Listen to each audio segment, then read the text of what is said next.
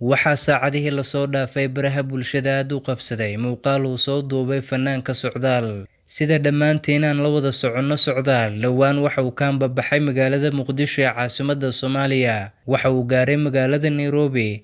Hase haatee maalmo kooban ayuu ku sugnaa, waxaana uu sii bilaabay safar uu ugu ambabaxayo waddanka Koonfur Afrika. Balse inta waddada uu ku sii jiray Socdaal, waxaa xiray ciidamada booliska waddanka Mozambique xilli ay ka qabteen gudaha waddankaasi isagoo ka sii gudbaya. Socdaal waxa uu helinayay dhalinyaro koox Soomaaliya. Socdaal safarkiisa dhulka ahaa waxaa ka gacan siiyay dhalinyaro ku kala sugan magaalooyinka Nairobi iyo sidoo kale magaalada Cape Town ee waddanka Koonfur Afrika. Qorshaha Socdaal ayaa waxa uu ahaa inuu gaaro waddanka Koonfur Afrika, laakiinse safarkiisa xuduud isaga kala gudbayay. Ugu dambeyn ciidamada waddanka Mozambique ayaa gacanta ku dhigeen. Socdaal oo ay xiran tahay tinta madaxiisa ayaa muuqaal kooban oo iska soo duubay waxa uu ku yiri, "Waan xiranahay aniga, waxaa lagu xiray waddanka Mozambique. Waxaan rajaynayaa in la isii deyn doono, laakiinse waxaan ku suganahay xaalad aan wanaagsaneyn." Waxaa jira dadaal hadda soconaya isla markaana lagu doonayo in lagu sii daayo fanaanka Socdaal. Socdaal ayaa qorshihiisa waxa uu ah inuu gaaro waddanka Koonfur Afrika.